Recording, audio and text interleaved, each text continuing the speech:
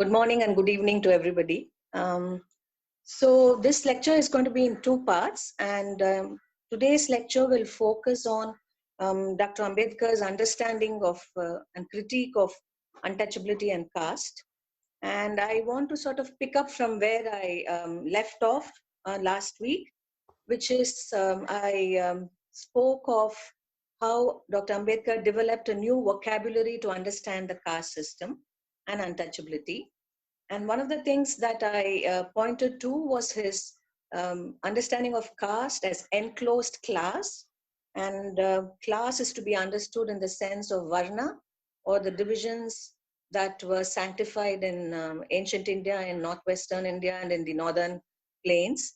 And how this enclosure was constructed by the priestly class, by the Brahmins, who decided to shut away the rest of the social order from themselves, and how the rest of the social order found itself shut away from the Brahmins, and eventually they shut themselves off from each other. We also had a discussion on how do you understand this. Dr. Ambedkar in 1916 suggested that this was due to a process of imitation following the French sociologist Gabriel Tarde. And some of you wondered if that was adequate to understand the structure of the caste order, the sort of mutual mistrust and hatred that exists within the caste order, and so on. So in today's lecture, we will be sort of looking at how Ambedkar's thought works from where he left off in 1916, and how he built this very rich and nuanced and an extremely powerful analytical critique of caste and untouchability. So this is what we're going to be doing in today's lecture, and in the lecture on Thursday, we will look at how Ambedkar's understanding of caste and untouchability was framed by his understanding of democracy. Now, why is that important for us to see them together? Because Ambedkar's interest in caste was not an academic interest. It was not just a scholar's interest in understanding something that was perhaps unique only to South Asia. His interest was very much akin to Karl Marx's study of capitalism, which is that he wished to grasp capitalism only to suggest how it could be ended. So likewise for Dr. Ambedkar, his understanding of caste was to provide a means of annihilating it. Therefore, it had a potential critical as well as liberative aspect, an aspect which will free you from the caste order and from untouchability. So this is where we are going to be looking at, this is the context from which we are going to look at Ambedkar's understanding of caste and untouchability. So we know that Ambedkar identifies endogamy as the life of the caste order.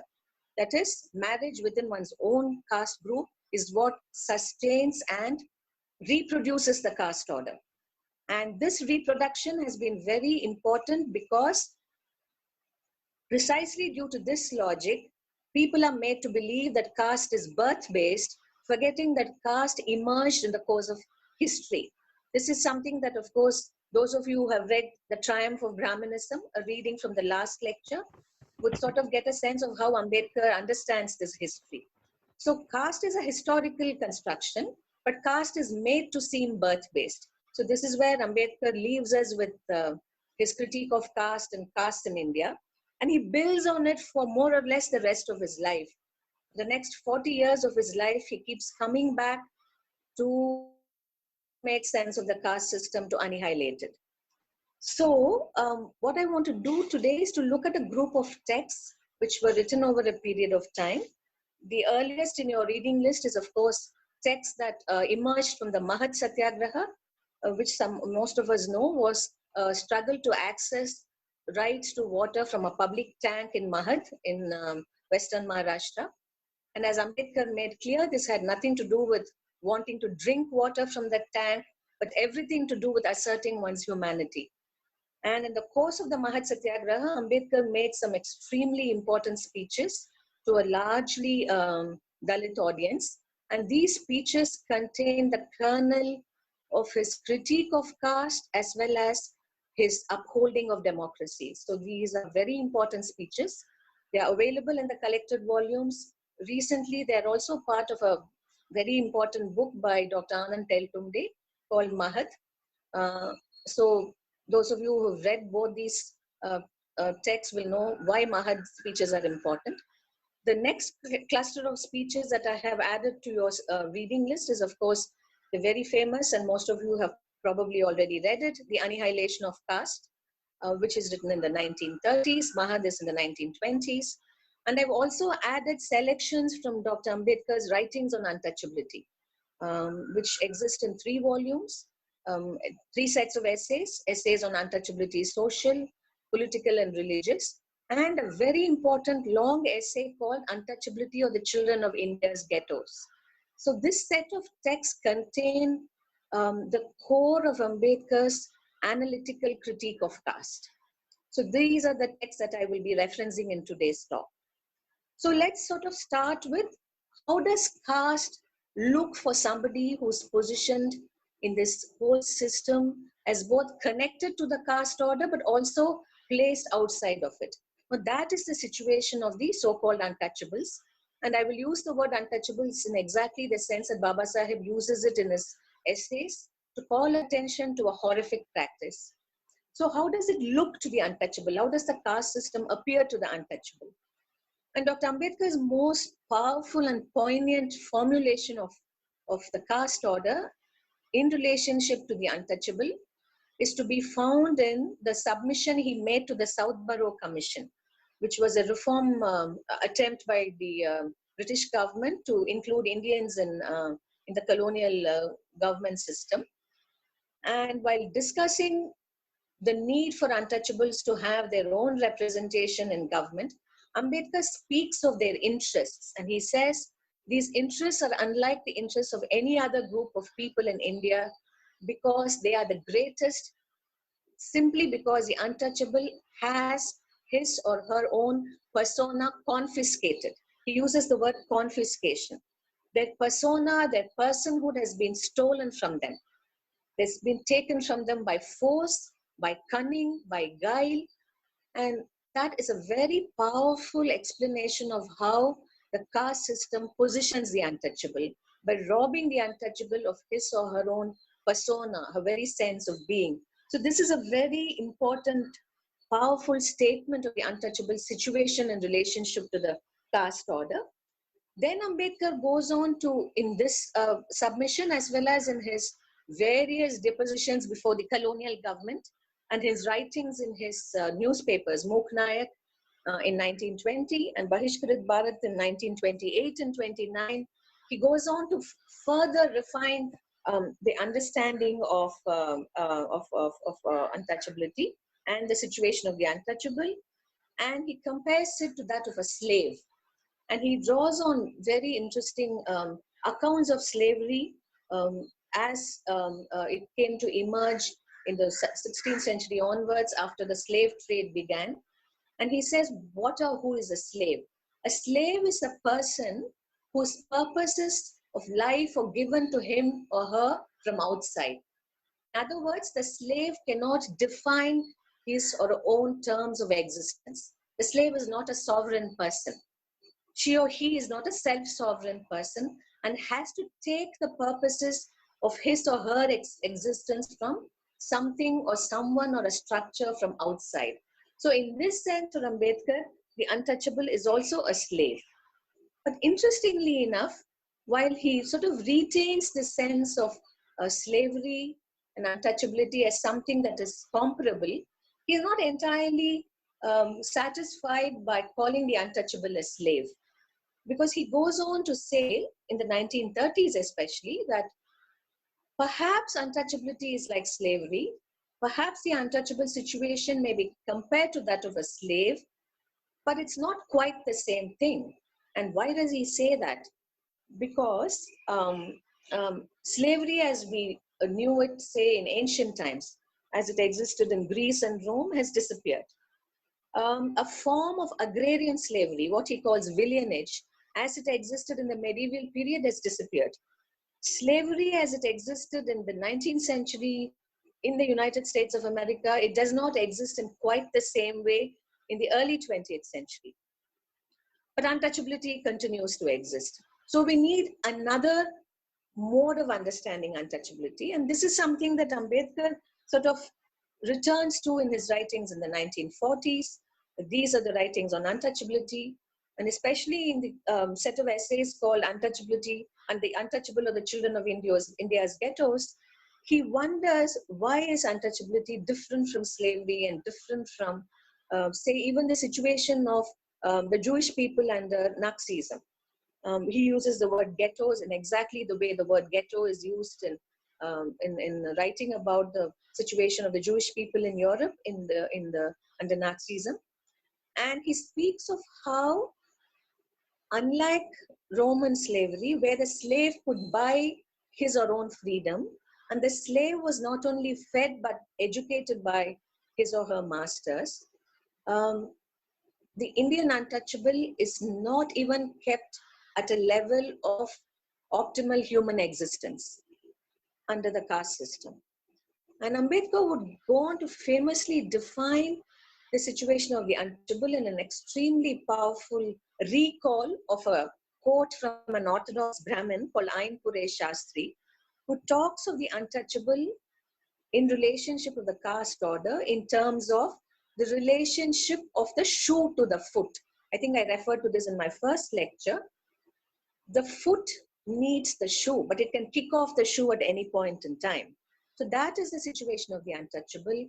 He or she is needed by the caste system, but he or she is also kicked away from the caste system and placed outside of it, which is why Ambedkar, when he was talking to Gandhi, spoke of the situation of the untouchable as someone who is part of the caste system, but who's also apart from it.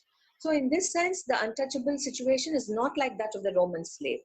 Is it comparable to the so-called Negro slave, to the African-American community as it existed in the 19th century and as it existed in Ambedkar's own time in the 1900s and into the 1940s and 50s? And I think Ambedkar is very keenly aware and critical of American slavery. And he draws a lot from writings on slavery from the African-American context, especially the writings of Charles Johnson, Henry Aptheker. But he points to one thing, and this is something we could sort of debate about, that the Americans at least fought a civil war and tried to end slavery. You don't see any such impulse amongst the dominant caste Hindus in India. So you can't compare African-American slavery with that of the situation of the untouchable, because historically there was an attempt to end slavery, and the abolition movement in the United States was supported by a number of white liberals.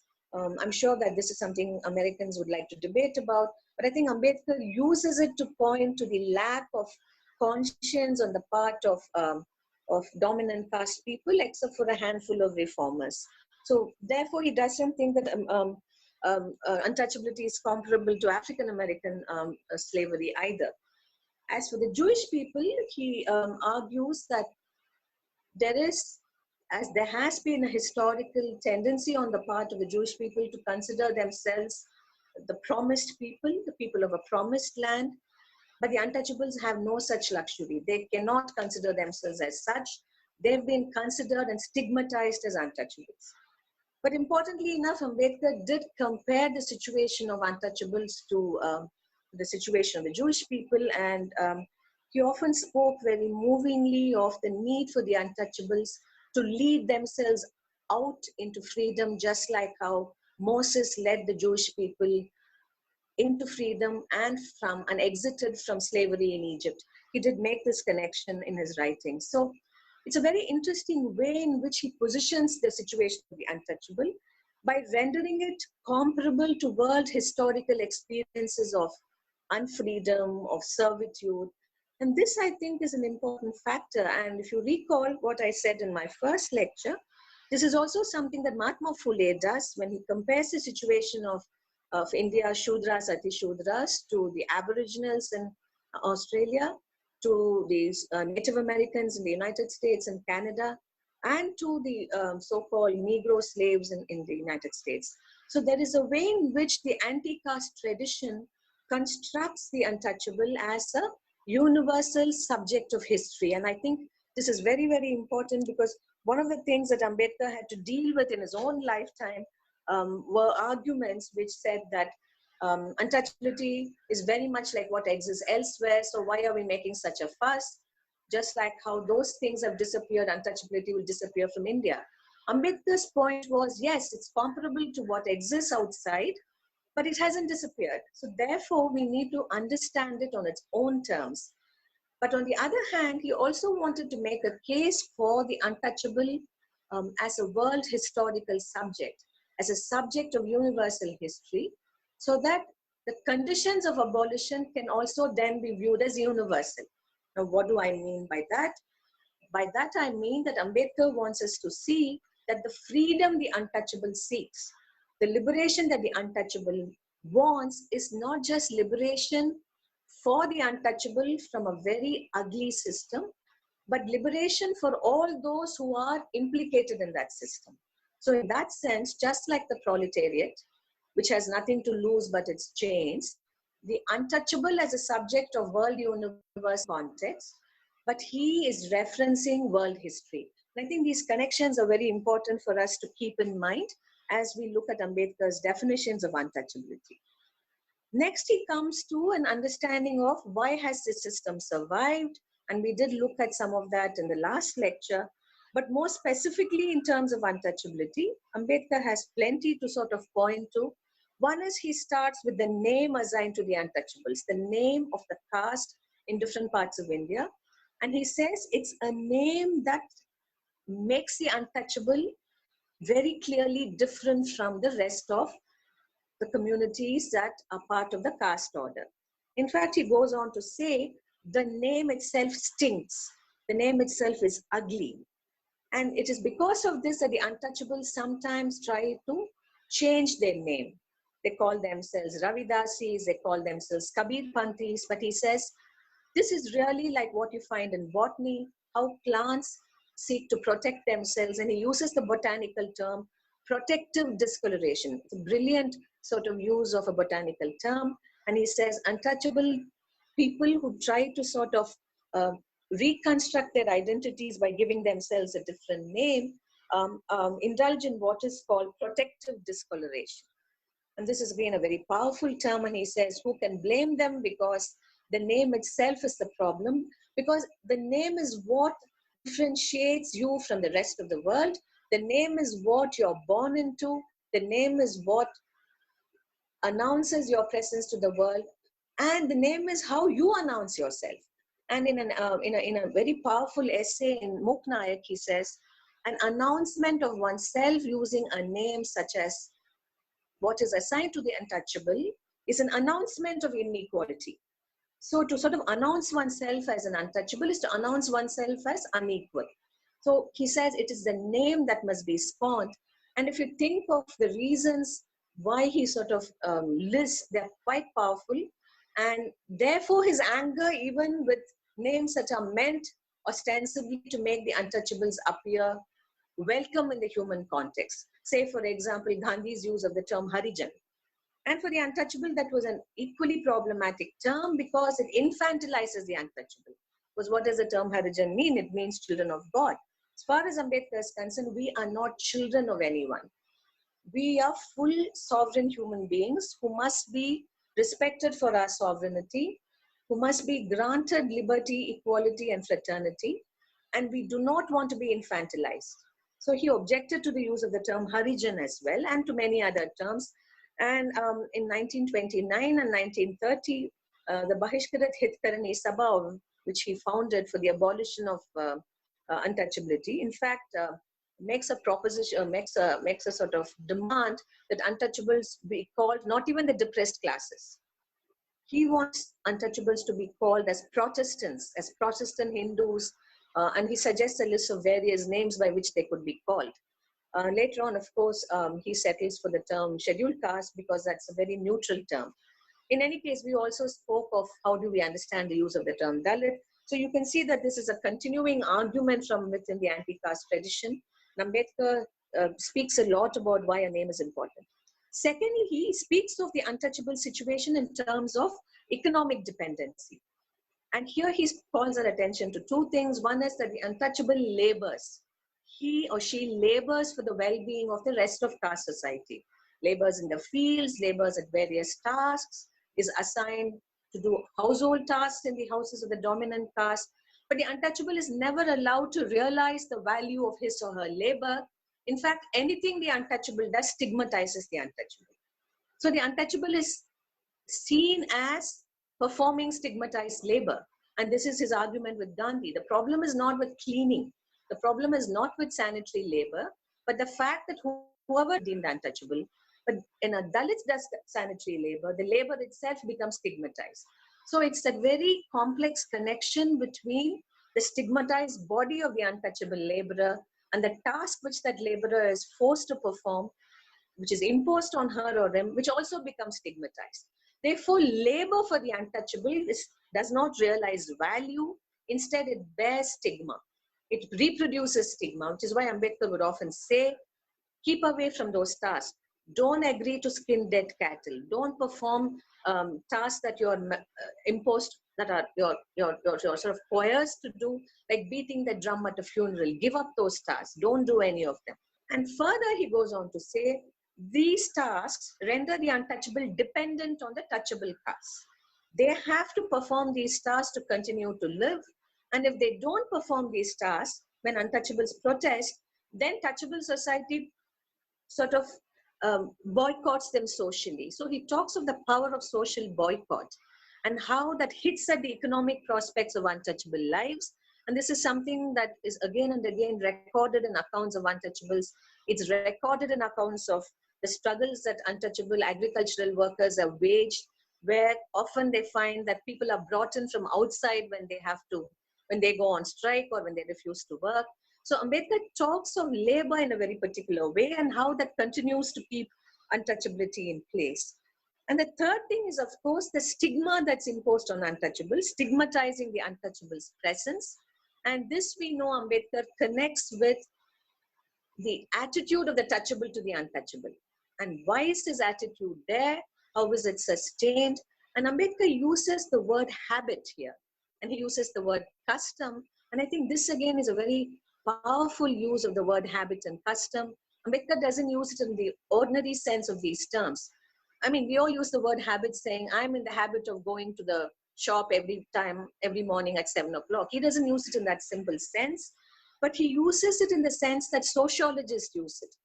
And Ambedkar was sort of influenced here by the writings of people that who were his teachers at Columbia University, John Dewey for one, and people that he read, like William James for another, all of whom use the word habit in a very powerful manner. And Ambedkar himself references the French sociologist Émile Durkheim while talking about habit. And he uses the phrase mental habitude, which is not very different from how the French sociologist Pierre Bourdieu uses the term habitus, which is that you are habituated to a certain way of living and thinking. And this has become such a part of your very being. And for the so-called touchables, to practice untouchability is custom, which is sanctioned by religion. So it's a very powerful impulse that has become part of their lives, that they take it for granted, they cannot shake it off. And I think Ambedkar's criticism of this mental habitude is something that touchable society has yet, even today, to come to terms with. So we find people often saying, I don't do this. The question is not whether one of us does it or not, but that it is part of an entire way of being and relating to the so-called untouchables. And this is something Ambedkar calls attention to in his analysis of untouchability. And this is where I think, and I move to the next part of my talk here, Ambedkar has a very rich and critical understanding of the caste system itself, because the question he then asks is, if the rest of society is sort of habituated to treating the untouchable as a stigmatized person, how do we understand the rest of the society? And so you have his very powerful critique of the caste order. And here he's particularly concerned with what he calls the Shudra communities. And as those of you that has read The Triumph of Brahmanism knows, he suggests there that the caste that we consider Shudras today probably were sort of derived from the Vaishyas and the Shudras who are mentioned in the ancient texts. And these communities broke into several hundreds and thousands of communities across India. And that's something that historians will argue about, but they're not getting into that argument here. What I want to point attention to is that the so-called Shudra communities are large, diverse, and today we call them Bahujan, and fully call them Shudra, of course. And they form a bulk of the peasantry, a bulk of the artisans. They form a bulk of productive labor. They are equally part of the laboring class like the untouchables. Now, this is where Ambedkar wants us to look at the Shudra communities, and he says their life situations in some ways are not very different from the untouchables. They labor like the untouchables. They are treated as badly by those who are positioned above them in the caste order, the so-called Dvijas, or the twice-borns, which are Brahmin communities, which are so-called Kshatriya communities, or the community of writers like kaists and others in different parts of India. So these communities treat the Shudras badly. They look down upon them. But yet, the Shudras practice untouchability against the untouchables. So how do we understand the caste order, therefore, which comprises to a large extent of these communities? And here I think he produces a critique of caste which is very profound. And one of the earliest understanding of caste is found in his Mahat speeches and in the editorials that he wrote after Mahat. And where he speaks of it in a very descriptive way, where he says, if you look at the caste system, those who are at the top, by which he means the Brahmins, can afford to be generous in their understanding of suffering, by which he means the so-called reformers can feel an amount of sympathy. They may act on it or they may not act on it, but they may feel an amount of sympathy, however condescending, towards the untouchables. Whereas the untouchables themselves feel anger, exasperation, and they want to fight the caste system, want to fight untouchability. But then you have those that are positioned in the middle of the caste order, the numerous Shudra communities, and here he says they can neither be generous like those who are at the top because they themselves are victims, but then they are separated from those who are placed outside the caste system, and they stop thinking of them as equal to them. So they become the foot soldiers of the caste order. They are the ones who are used by those at the top to attack the Dalits, and they consider themselves above the Dalits. So this is a problem that we have to address. And Ambedkar's attitude towards the so-called Shudras was one of critical empathy. He understood their situation, but sometimes he was also very angry when some of them decided to take the side of the so-called dominant caste. And to come to terms with how do you then communicate to the Shudras that they ought not to be doing that, Ambedkar comes up with this very powerful, logical, analytical understanding of the caste system using the term graded inequality. Now that's Ambedkar's most original contribution to the understanding of the caste system. And what does he mean by that? He says caste is like a triangle. And within this system, nobody is equal to anybody else. Those at the top consider themselves the topmost and secure their interests and their so-called purity from all others. But then as you come down the caste order, you have a descending scale of contempt and hatred. As you go up the caste order, you have an ascending scale of reverence and respect. So now this is somewhat different from the argument that he has in Caste in India, where he speaks of imitation. But here he's saying it's not just a question of imitation. Whatever reasons exist for people wanting to be like the upper caste, once you are positioned in the social order in a certain place, you realize that there are people above you and there are people below you. So you end up looking up to the people above you and you end up kicking the people who are below you.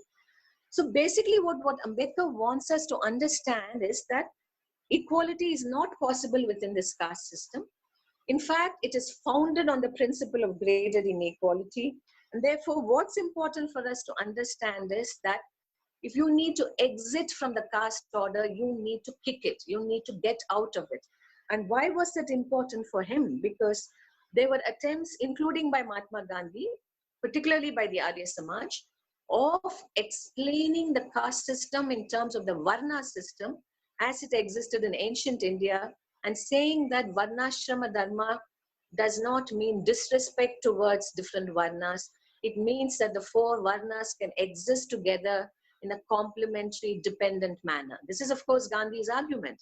He does not abjure the Varnashrama Dharma. He says, I support Varnashrama Dharma, but I'm against untouchability.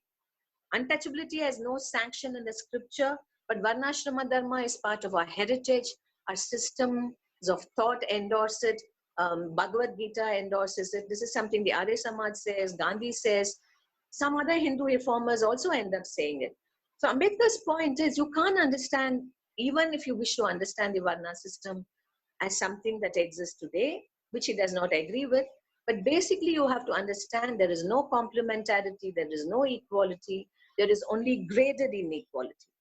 And further, Ambedkar goes on to say that this graded inequality does a great disservice to the Shudra caste.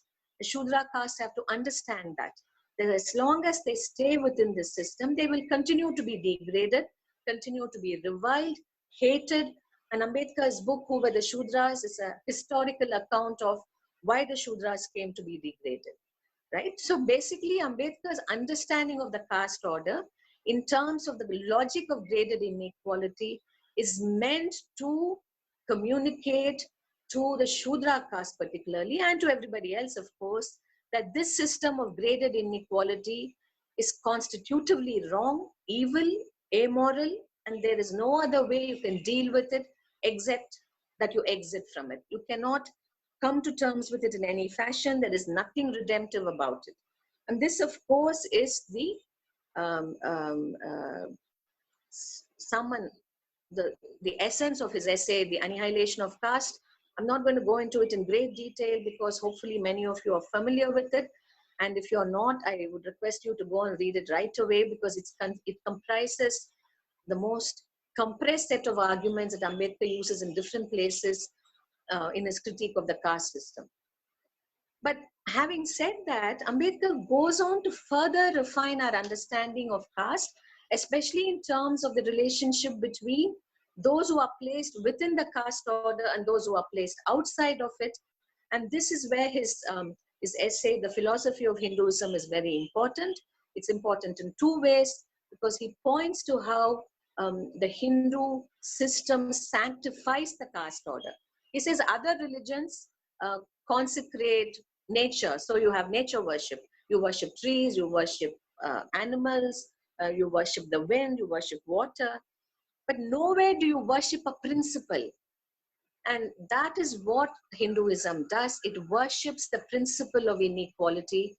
And that is how Ambedkar reads the famous Purusha Sukta hymn in the Rig Veda. And that is how he reads the Bhagavad Gita. Basically has texts which sanctify inequality so that it is made to seem as if it's the creation of God himself. So this is one aspect of his critique. The second aspect is that the relationship between the caste within the caste order, all of whom Ambedkar describes as Savarna. And here we have to note this differentiation, because in our current use of the word Savarna, we don't include the Shudra Bahujans for very good reasons. But Ambedkar's own understanding of the term Savarna would place all the touchable castes within that category. And use of the word Avarna includes the so-called criminal tribes and the so-called primitive tribes. And this is something that you find referencing in both the Philosophy of Hinduism as well as in the essays on untouchability, where he says the line that divides the Savarnas from the Avarnas is like a wall, whereas the differentiation that exists within the Savarnas, including the differentiation between Shudras and the rest, is more like a permeable curtain. There is some exchange that is possible, whereas no exchange is possible between the Avarnas and the Savarnas. And within the Avarnas, he says that the untouchables are particularly stigmatized, because even some of the so-called primitive tribes practice untouchability. And here Ambedkar is drawing on sociological studies which show how when certain communities that we call tribal people are absorbed into the caste system, they start practicing untouchability. Now, Ambedkar's understanding of the indigenous question is a very is a very complex one.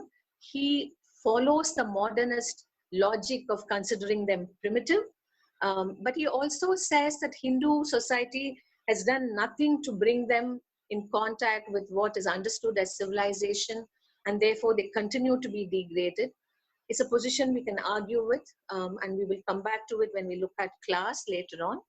But basically, Ambedkar's understanding of the primitive and the so-called criminal tribes is in terms of the modernist understanding, which considers pre-modern people as primitive and which feels that they should either be brought within the pale of civilization or romanticizes them like, say, Barrier Elwin did, that they should be sort of left to their own cultural and social ways of living and so on.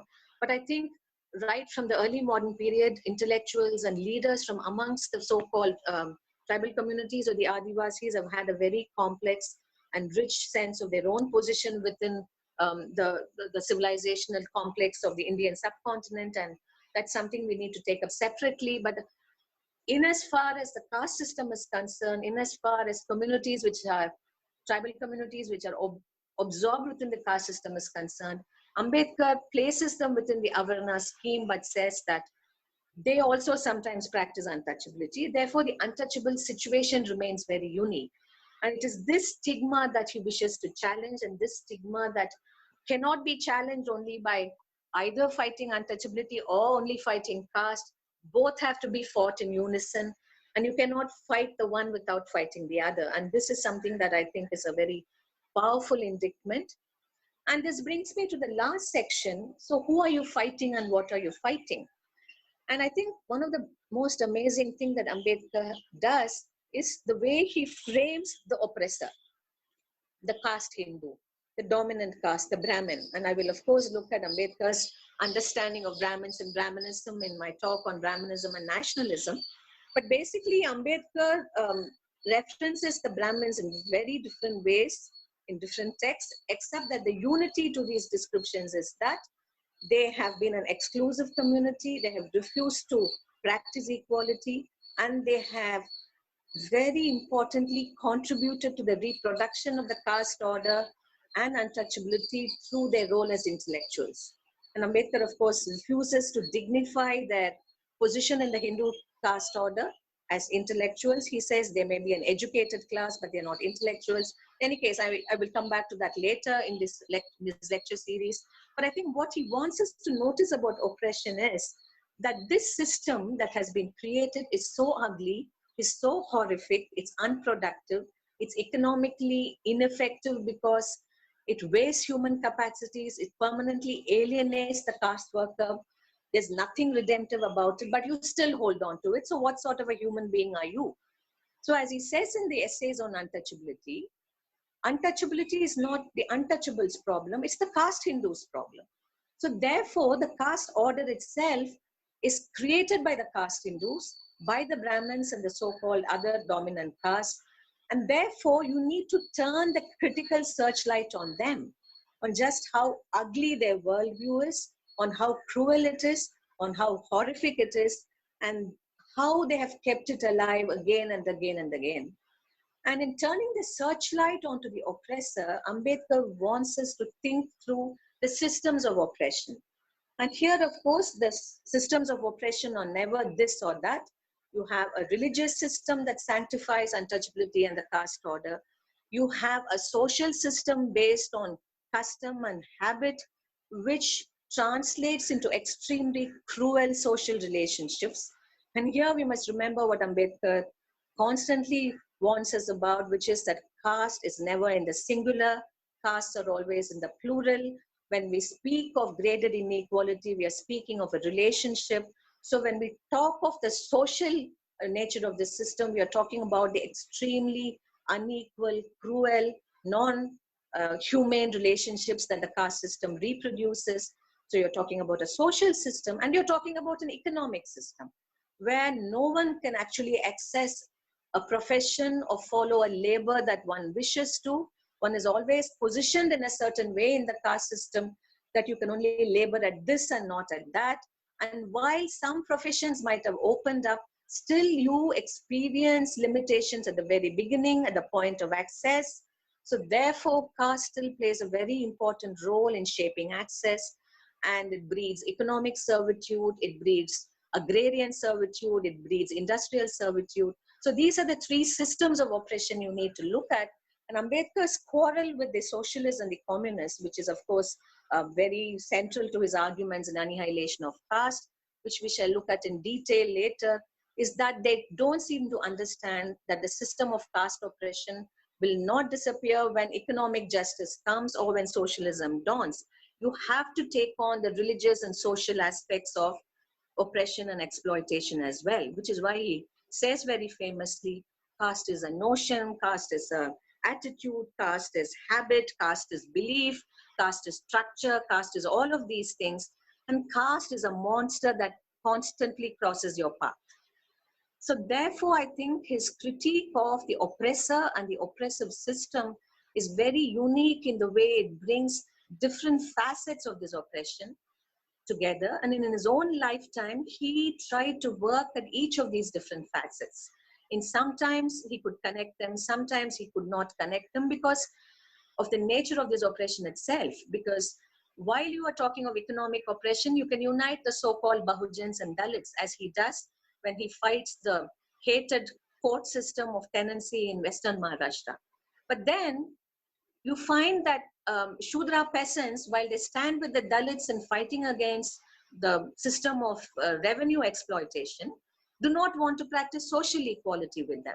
So that fight cannot be carried through equally into the social sphere. And there's different sort of more sustained fight is required in the social sphere, because the peasants who stand with the Dalits are not going to be part of the social battle, perhaps unless they are convinced of the social value of what Ambedkar is saying.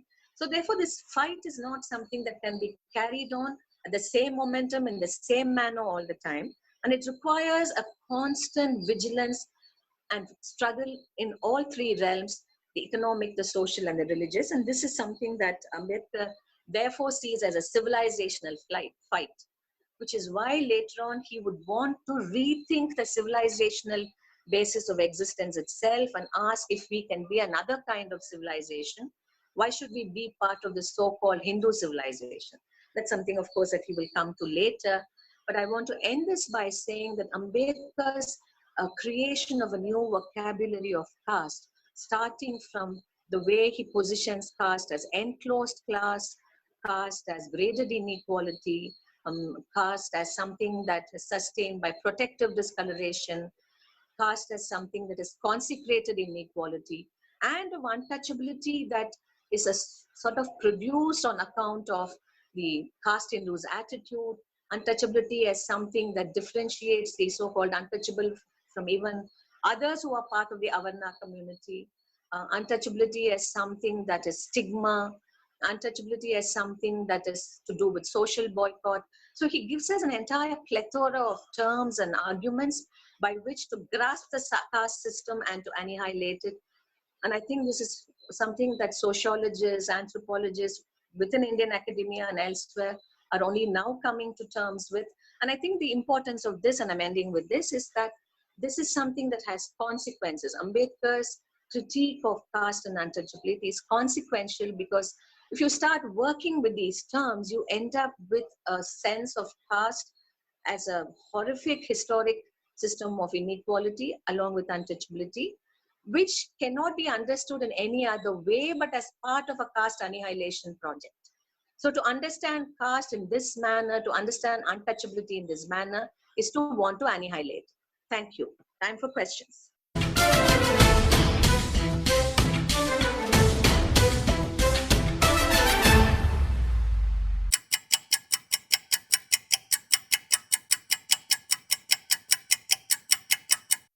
Okay, two questions. So first question is, when the equality cannot be achieved within the Hinduism because of the caste order is strongly enforced by the Brahmins, have you ever any thought from Dr. Ambedkar going against the Brahmins directly, all the other caste, that we are not we are Hindus, but we are not going to follow your caste system?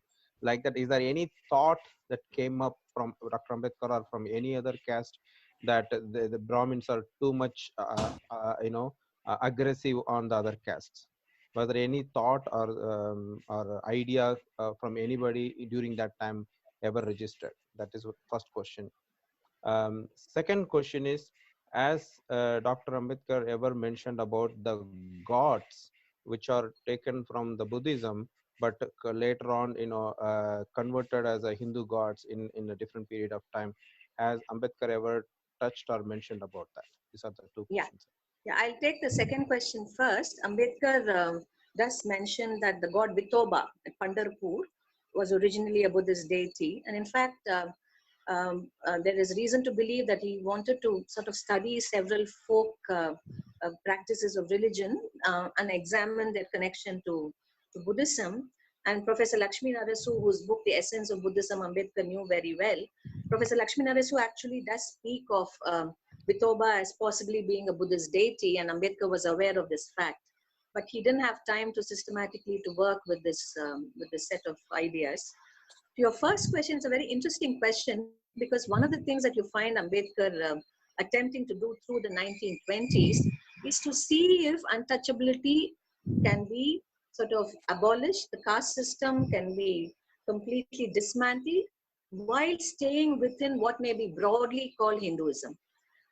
He's very critical of Hinduism. I mean, I don't want to be misunderstood. He's very critical of Hinduism. He thinks that it has nothing redemptive about it, but he sort of looks at its philosophical history and he says there is something about doctrines such as, Tattvamasi, that one Brahman is there in all of us, that there is this universal principle that unites all of us. If that is so, then why can't we all be united together?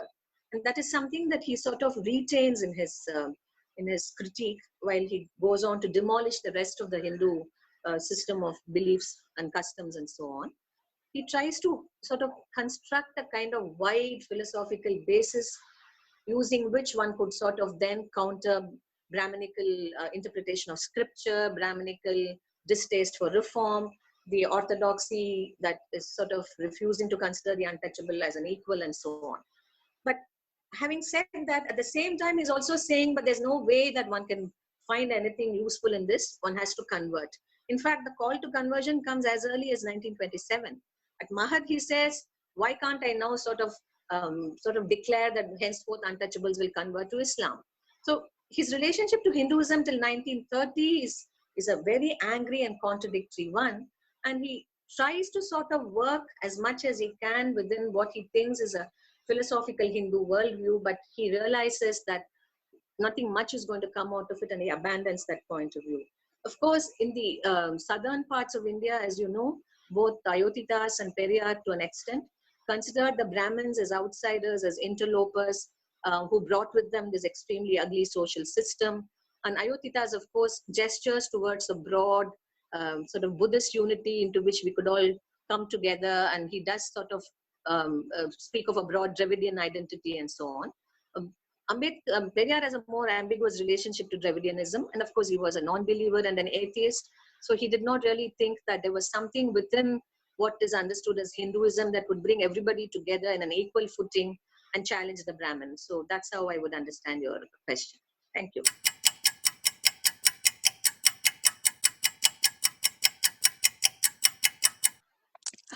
Hello, ma'am. Thank you for this very powerful lecture series. My question is contextualized in Ambedkar's essay, Annihilation of Caste. He makes the point that caste system is a direct cause of unemployment in India. He says, quote, if a Hindu is seen to starve rather than take to new occupations not assigned to his caste, the reason is to be found in the caste system. By not permitting readjustment of occupations, caste becomes a direct cause of much of the unemployment we see in the country, unquote. My question to you is, what's your take on this in present context of India? Do you think we can still call it a direct cause? Actually, I mean, I'm sure that we could. I mean, let's just look at what we've all been witness to the last 2 weeks. The number of people that we've seen who cannot live beyond what they've earned for the day, the horrific sights we saw on people exiting their places of work and returning home, most of them are Bahujan Dalits, almost 95%, if not 100%. And their access into this economic system is through forms of low paid, ill paid, unprotected labor, right? And they are not present in higher education, as any amount of statistics will tell you. They are not present in the entrepreneurial life of India, except for very small exceptions. So caste, I think, continues to frame our access to economic resources. Here, I'd like to quote the civil rights activist Balagopal, who said, we should learn to see caste as a production relationship in a complex sense. That is, where you are located in the social hierarchy. I'm not thinking here of the Varna system so much as in our various regional contexts, wherever you are born into, whatever you're born into, your access to resources is shaped by your social location. And while there has been some mobility with respect to some of the Bahujan communities at some level, the fact remains that a large number of them continue to be placed in exactly the same position, doing the same sort of tasks or equivalent tasks in terms of the revenue it fetches them, in terms of their prospects for a future life. So I think caste continues to be a production relationship in the Indian context. We have to establish the nature of that relationship for each of our economic situations. So I think Ambedkar's understanding of the caste system as producing a very inefficient economic system has to be seen in a complex sense, in the way it regulates access to education, forms of work that are available to people, and which is so evident in the fact that a majority of Bahujan Dalits are placed still at the lowest level of the employment market. So I think this is something we can work with. Thank you so much for your talk. I had a question about if you could help us understand the distinctions between Savarna and Bahujan, how they're used, both within Ambedkar's writing, but also in contemporary discourse. I often see that Dalit activists use Savarna as meaning something else than Bahujan. Yeah. Ambedkar uses the word Savarna very clearly to indicate all the so-called touchable castes. That is, those who are not untouchable. That would include for him the three Varnas, the Brahmins, Kshatriyas, and the Shudras. And having said that, we have to also remember that he considered Vaishyas and Shudras as constituting the bulk of the country's population. So even though he places them in the Savarna category, he's aware of the distinction between Shudras and the rest, and he often talks of how Brahmins and Kshatriyas have conspired against the Vaishyas and Shudras. So there's that.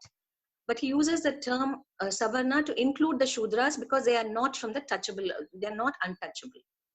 And as far as the Avarnas are concerned, that comprises the untouchables largely, and those who are not even considered fully civilized or human, which is the primitive tribes and the so-called criminal tribes.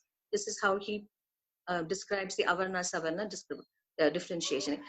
I think the term Bahujan today encapsulates the large group of productive laboring communities engaged in peasant, artisanal, and industrial production and in various service tasks. And the term was made popular by the great leader Kanshiram, who founded the Bahujan Samaj Party. And he uses it to sort of think of a putative unity between different segments of the working classes, though they are divided on the basis of caste. And he suggests that the Bahujan Dalit coming together might offer a very strong opposition to the Savarnas. And he uses the word Bahujan to include the Shudras, separating them from the Savarnas, so to speak. The term is Savarna today is used to include only the twice-born, so-called twice-born, which is the Brahmins, and perhaps those that claim Kshatriya heritage, whereas the rest of the productive laboring communities are referred to as Bahujan. So I think today's usage of the term Savarna is different from Ambedkar's usage of the term Savarna. And I think the mediation of Kanshiram's political work and his ideas are very central to how we understand the term Savarna today. Apart from offering Buddhism as an alternative support system to untouchable, did Ambedkar consider himself an atheist? Or if he hasn't talked about it, do you consider him an atheist? No, Ambedkar did not consider himself an atheist. Both sociologically and I think in an existential sense, he saw a role for religion. He felt religion is a social force. Religion is not only about human beings' relationship to God, but about human beings' relationship to each other. In that sense, he saw it as the ground for ethics. This ethics could be extremely cruel, like the ethics of the caste order, or it could be expansive, rich, and mutual, like the ethics that he associated with Buddhism. So he felt that you needed that ethical worldview which would ground you in um, equitable, mutual, and mutually enriching social relationships. And he felt that religion is the domain in which such an ethics was constructed in the past. And in contemporary modern times, he chose Buddhism as a doctrine, as a philosophical system, as a way of looking at the world, which would anchor the ethics he wanted for a non-caste society. So in that sense, where he sort of links ethics to a philosophical and a religious worldview, he was not an atheist.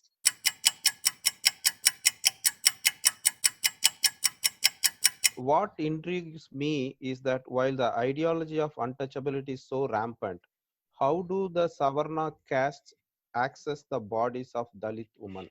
That is what Subbu's original question.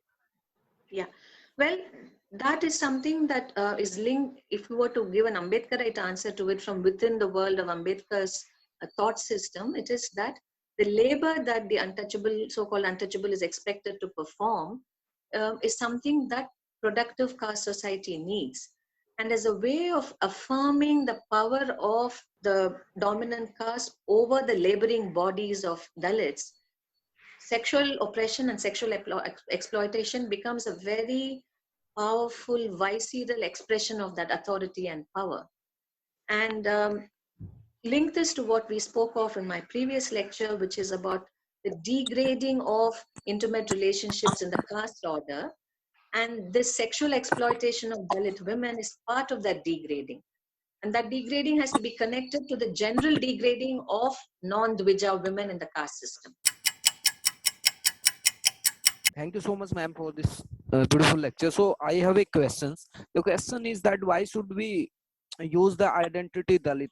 In the past, we were like a scheduled caste peasantry. We call them scheduled caste, and in the past they were untouchable, and that is, and inevitably it helps to build up a narrative for the personal benefit of the community. So why should we use the Dalit? It is the identity. Dalit can be anyone who is like an broken and shattered. So Yeah. that is my Right. So this question is a very interesting one. It keeps coming up in different contexts. See, Ambedkar was very concerned about naming, right? The idea of a name is very important for Ambedkar. How do you call yourself? How do you call others? And I think he didn't have a fixed answer as to how the so-called untouchables have to refer to themselves. It was something that he kept thinking about. And his decision to convert to Buddhism, we'll of course come to that later on, is also a way to sort of resolve this question of identity related to a name. So if you become a Buddhist, would you still remain an untouchable? This is something that he wished to explore, revise, rethink, and rework.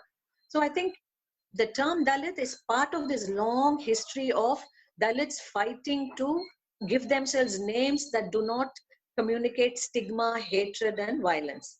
So historically, today, many people are comfortable with the term Dalit, some are not comfortable. And the term can be expanded to include other oppressed communities. But the point is, it's only the Dalits who have owned up to that name. Very few oppressed people who are from other communities would choose to call themselves Dalits. So there is that also to deal with. We don't have to think of the term Dalit as a point of arrival, but it's something that is part of the long history of Dalit struggles to seek better ways of self-expression, identity, a better sense of the self. And if you see it in the context of Buddhism, you'll also see how what a great civilizational effort is required to do away with the stigma of being called an untouchable. So you see it as a historical development. Thank you so much for your lecture. I'm a Shudra myself, and it's only now that I'm getting woken up to a lot of the caste-related work. Most of the sociologists I read were all Brahmins, of course. So please excuse this question. I'm really wondering, you alluded to Ambedkar's notion of imitation. as how caste Yes. develops. I was wondering how this is different from what the Brahminical sociologist M.N. Srinivasan calls as Sanskritization. Right. Right. And I'm It's especially an interested in this in terms of the Shudra Dalit right. tensions that are unfolding. And so I would really appreciate your answer. Yes, Thank you. thank you. Ambedkar uses the term imitation to speculate on why something that was begun by the Brahmins, this process of self-enclosure, came to be available to the rest of society. And this is something I spoke of in my last lecture. And he says it is not that the Brahmins could impose it on people. That's not possible. It's not that Manu ordained it, because no single person can bring this about. So perhaps it came through the process of imitation. And by imitation, he uses the word in the sense Gabriel Tarde uses it, which is more a kind of a psychosocial behavioral thing rather than what M.N. Srinivas uses it. M.N. Srinivas's thing is he almost naturalizes it, right? He says this is what happens if you're in the caste order. You end up Sanskritizing yourself if you aspire to be someone better. Ambedkar doesn't think it's aspiring to be better and therefore Sanskritizing it. He sees it as something that is an effect of the very nature of this system, which is why later on he talks of graded inequality. He says this system is one of graded inequality, and within it, you have no choice but either to be like somebody above you or to kick someone below you.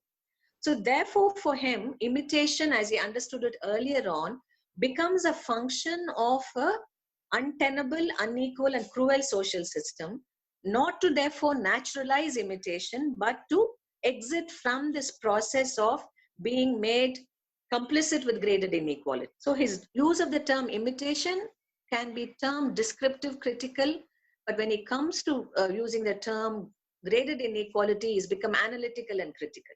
So in that sense, it's very different from Sanskritization. And you can also, since you are interested in sociology, you can also compare Ambedkar's Annihilation of Caste with that other famous sociological text that was published almost at the same time, G.S. Gurier's Caste and Class in India. And you will see again the limitations and the things that Brahminical sociology refuses to deal with. Thank you so much, Dr. Geetha, for your lectures have been very informational and enlightening. In the context of the Varnas that you were talking about in today's lecture, I was curious to find out post-independence, where have the Kshatriya class kind of reinvented themselves or located themselves given the shift into a more democratic process. I mean, I can see, that the Brahmins are still the intellectuals, the Vaishyas still operate around trade and the other laboring classes, but where do the Kshatriyas really find themselves reinvented, for lack of a better term? If you sort of within the Ambedkarite thought system, the Kshatriyas are themselves a very composite class also, right? Because if you look at southern India and western India, people have had to redefine their Kshatriyahood, whether it was Shivaji or whether it was the Chola kingdom in southern India, they had to seek Kshatriya status, seek ordination by the Brahmins. So in that sense, the Kshatriya category has been a shifting one. But say, let's take modern India from the 18th century onwards, the so-called Kshatriya communities who belong to the so-called forward caste today, you would see that many of them have been concentrated in land, whether it's the Thakurs or the Bhumihars or the Velamas or the Reddys or all the major landowning castes of India. Apart from those who have come into tenancy and then acquired land like the Yadavas or Kurmis or Vanyars, you will see that a majority of the rent-demanding landlord rentier class would have considered themselves Kshatriya at the beginning of the 20th century and were viewed perhaps as Kshatriya. Some of them, yes, did enter the social democratic struggle when they became part of peasant movements and so on. Some of them were part of social reform efforts. If you were to take the kings who supported Ambedkar, like say Shahu Maharaj or Sayajji Gaikwad of Baroda, they were part of major social reform processes, but they could also continue to be the upholders of the caste order and the class order, as you see with a number of Velamas in Andhra Pradesh and Telangana. And I would refer you to Dr. Balagopal's writings on this subject in the EPW on changing caste class. So I think the category of the Kshatriya, if you see it as constitutively flexible, but also linked to land power, you will see where they have, where their future has been in independent India and in early modern India.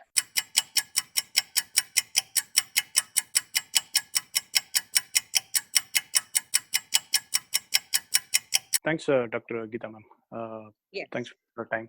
So I have a question on one of your writing. You mentioned that Dalit men subjugate Dalit women, and not only Dalit women, they also try to control the upper caste women. Was it based on any data or research which you came across?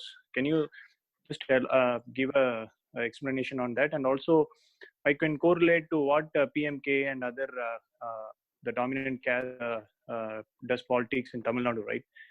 So, can you just give a explanation on that? That will be helpful. Yeah. See, my writings on caste and gender and oppression exist in different contexts. Perhaps the section you allude to is from my book, Patriarchy, where if you read that passage carefully, you will see that I am summarizing views that have been published on the subject. I have said that there are two approaches to this understanding of caste and gender, of caste patriarchy. One sees it as how Dalit men are made to feel less of men within the caste order, and therefore the violence that they sort of carry out in their own homes is an expression of helplessness. That is one point of view that some scholars have put out.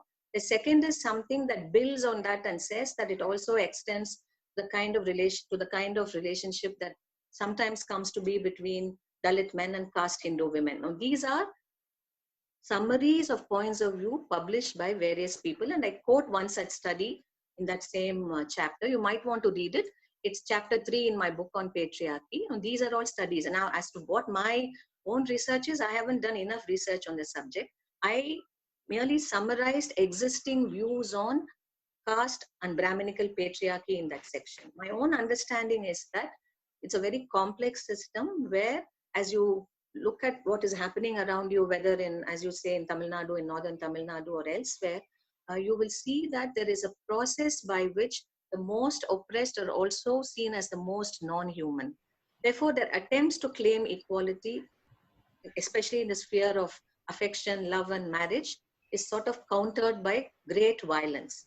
And it's often made to seem that they have actually done things to dominant caste women, which is why we are being violent towards them. Now, of course, that is not establishable at all. It is just something that keeps asserting itself again and again and again.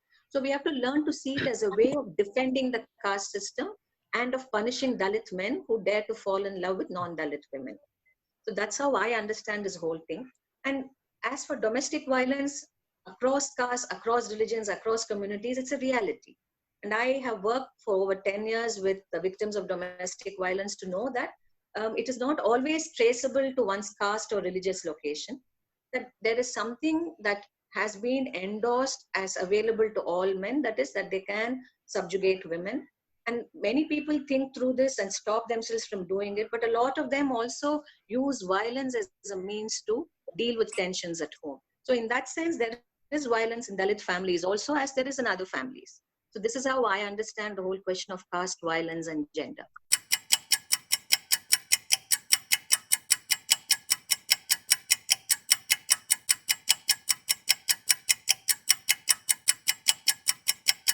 Thank you for that insightful thought, ma'am.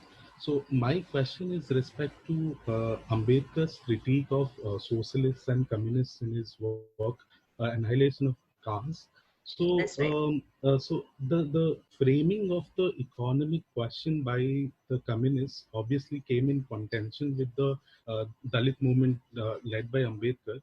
So one may very well speculate that if the communists had not been so doctrinaire, they would have appreciated Ambedkar's viewpoint and probably forced a very correct approach to class analysis in India, um, where the anti-class struggle of the Dalits led by Ambedkar would have been an integral part of the proletarian class struggle.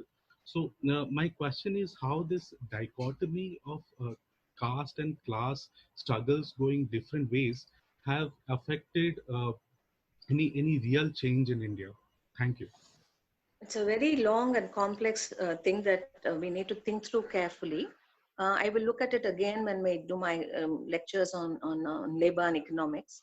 But if we want to look a little more closely at annihilation of caste and the arguments there, he addresses the socialists there, as we all know. And I want to historicize that a little bit, because the period 1929 to 1928 to 1936 is a period where Ambedkar actually engages a lot with the left. He engages with them on the ground in terms of the textile strikes in Bombay City, where he argues that why should the Dalits go on strike along with caste Hindu workers? Because caste Hindu workers practice untouchability. They don't let Dalits use the same washrooms, the same taps. Dalits are not allowed into the weaving department and so on.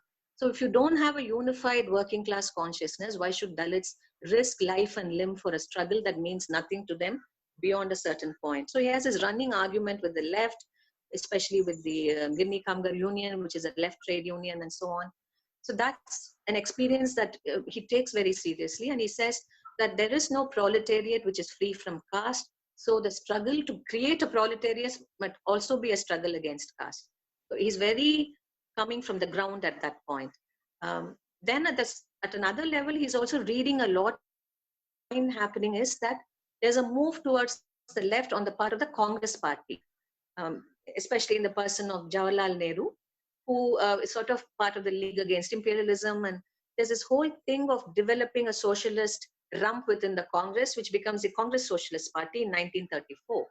And the Congress Socialist Party and the communists decide to work together after that. Now, Ambedkar's concern is that the kind of visibility that socialism is getting because of Nehru, and the fact that the communists and the socialists are probably going to be working together, but failing to resolve and address the caste conundrum. So I think he takes that as a very urgent question, and he addresses the socialists in Annihilation of Caste from within that historical context. His own experience on the ground, the historical circumstances, and the fact that the left has not really understood caste and untouchability as having to do with production relationships. And this is something he probably knew about in the writings that were there of the communists, whether it's Dange, whether it's M.N. Roy. Caste and untouchability are not part of their worldview at all. And he doesn't mean to sort of take against the left because he thinks the left has nothing to offer, but because they are not offering enough. And he starts the Independent Labour Party to create exactly that kind of a forum and that sort of an approach. We'll of course discuss this in greater detail in my subsequent lectures. Since it is argued that employment has a major role in solidifying the position of the untouchables in the caste system, is it possible or feasible for the untouchables to annihilate the caste order by changing their profession or refusing to remain stuck to their caste occupation? Well, Ambedkar certainly in his own lifetime felt that being part of this agrarian economy, which leaves you with no choice at all. You don't have land. You are forced to perform several kinds of socially demeaning tasks along with the labor that you put in on the farms. So exiting from agriculture and entering industrial employment, he felt would at least destigmatize the work that untouchables do, and their work would translate into wage labor at least. So he saw wage labor as a sort of improvement over agrestic servitude. So in that sense, he felt exiting the village economy would be a very useful thing to do. But he was also very clear that a change of profession along with other changes is what would annihilate caste. Change of profession would make untouchable life bearable, would make for a different sense of the untouchable self. But whether that would annihilate caste, he didn't agree. To annihilate caste, caste Hindus have to fight the caste order and have a critical relationship to Hinduism. See, the annihilation of caste is a joint task. Dalits will lead it. Dalits will provide a universal model of liberation.